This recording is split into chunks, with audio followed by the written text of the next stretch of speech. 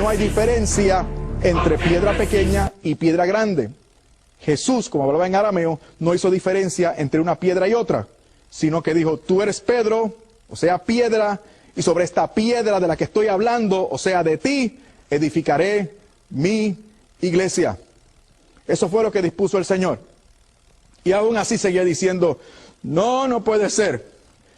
Los profesores que escribieron, mis profesores que escribieron eso, que dijeron eso, o que interpretaron eso, no pueden estar en lo cierto, debe haber alguna escapatoria, porque es que yo no quiero que el criterio sea apostólico. No quiero que el Papa sea el encargado de cuidar de mí. No lo quiero, no. Yo insisto en que el criterio de autoridad tiene que ser bíblico. Y seguí insistiendo en lo mismo. Me estaba volviendo loco. Me estaba volviendo loco porque ya daba el traste con la realidad. Y ya mi predicación había variado algo. Porque ya no podía enseñar tan contundentemente como antes. Porque ahora estaba la duda.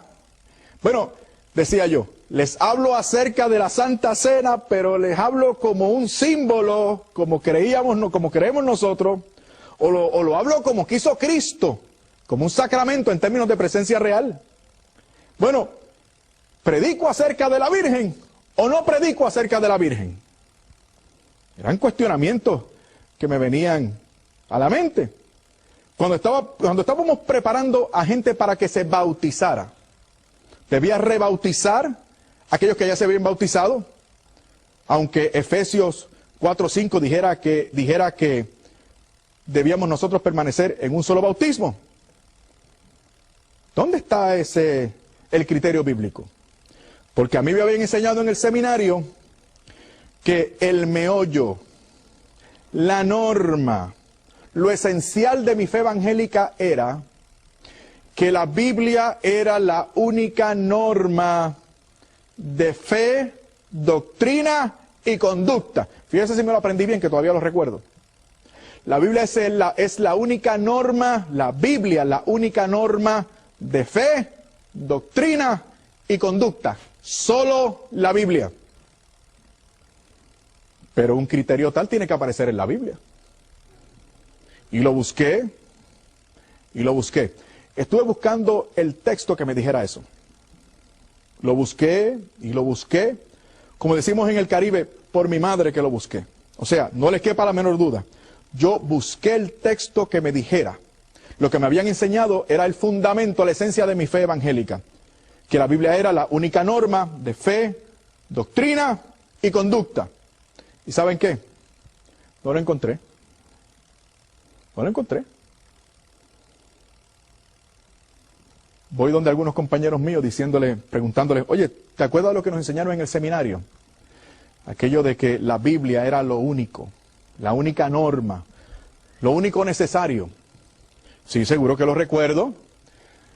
Pues no sé, aparentemente perdí las notas o no me acuerdo bien, pero es que no recuerdo el texto bíblico que diga eso. ¿Podrías ayudarme? Ellos preguntaban, o me decían, sí, eso está en la Biblia, eso está Sí, nos los enseñaron, sí, está ¿será en Tesalonicenses, será Timoteo, será Colosenses? No, la verdad es que no recuerdo. Fui donde mi primer profesor de teología. Pregunté, doctor González, ¿podría ayudarme? Es que, usted perdone, pero es que recuerda cuando usted nos enseñó esto de la Biblia solo la Biblia como criterio de autoridad. Sí, seguro. ¿Podría usted decirme dónde está eso en la Biblia? Y él me dijo, oye, Fernando, qué mal estudiante resultaste ser. Yo nunca dije que eso estuviera en la Biblia. No. Yo lo que dije fue que eso se infiere.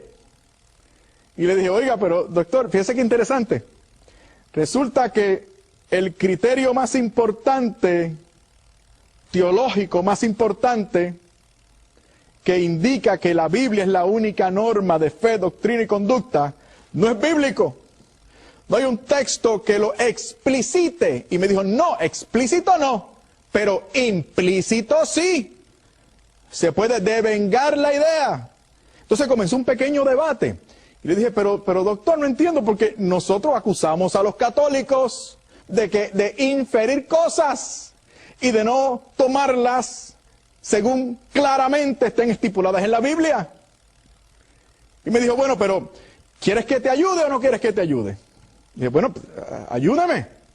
Entonces me dijo, el texto que está buscando es 2 de Timoteo, capítulo 3, versículo 16.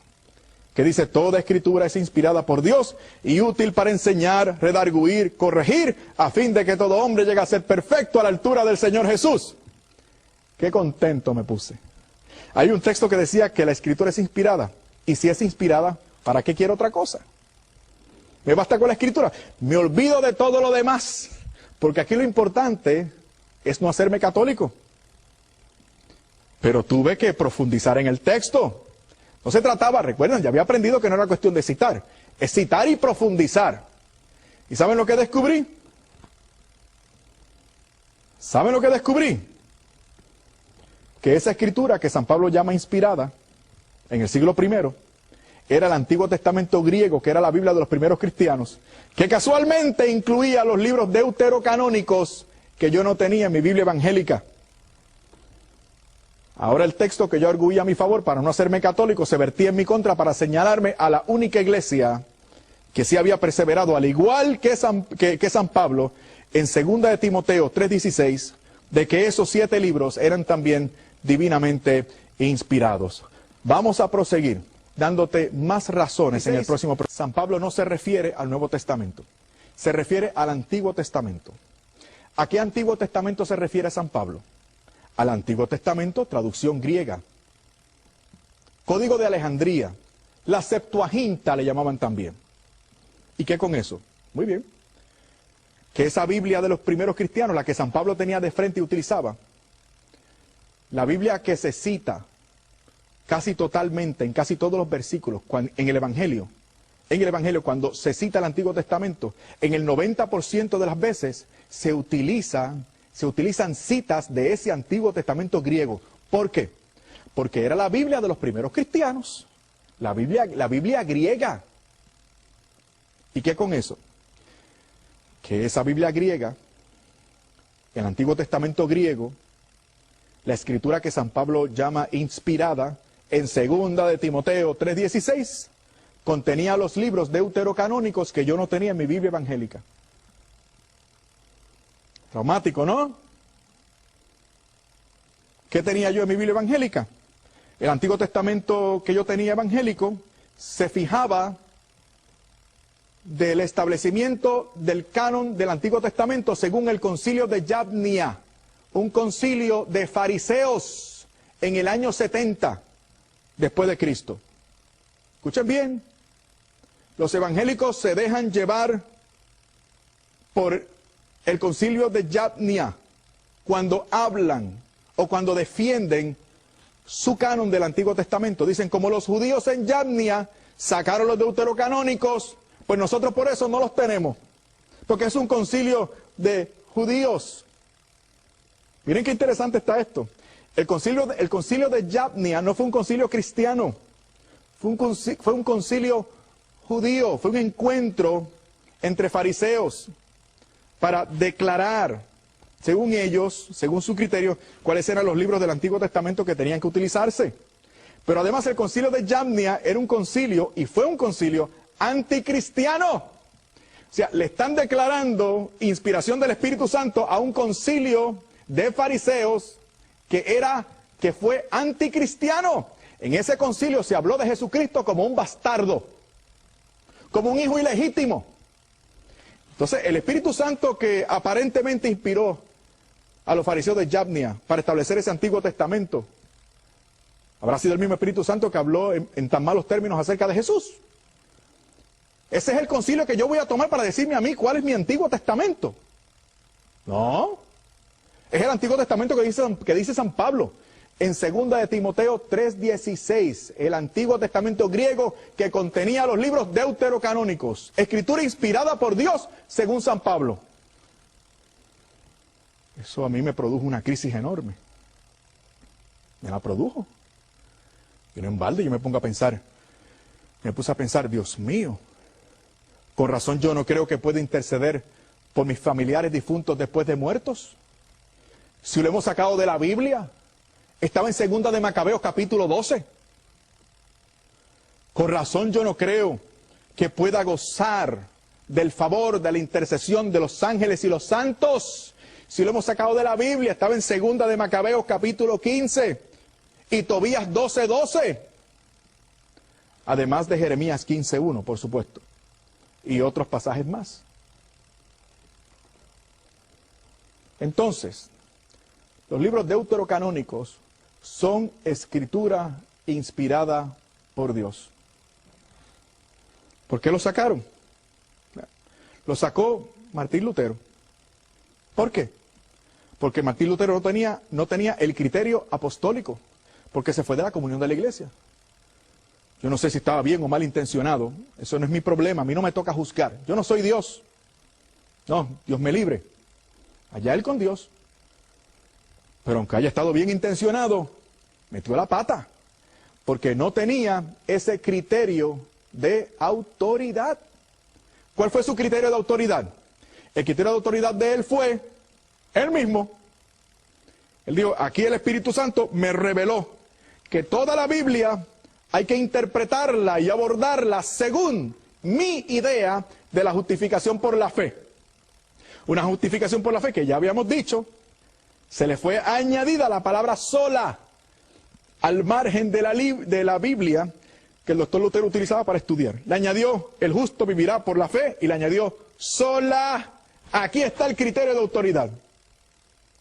Fe, sola, justificación por la fe. Y a partir de ese criterio, por ahí vamos a pasar, como un sedazo, como un cernidor, toda la Biblia. Y lo que no quepa, por ahí, por mi idea de lo que es la doctrina de la justificación por la fe, lo vamos a rechazar. El primer obstáculo fueron esos 7 libros, los deuterocanónicos, y se les llamó los libros apócrifos, y eso despectivamente. Por eso cuando un hermano evangélico, se refiere a estos libros de mi Biblia como libros apócrifos, yo le contesto, con el permiso, hermano, estás equivocado.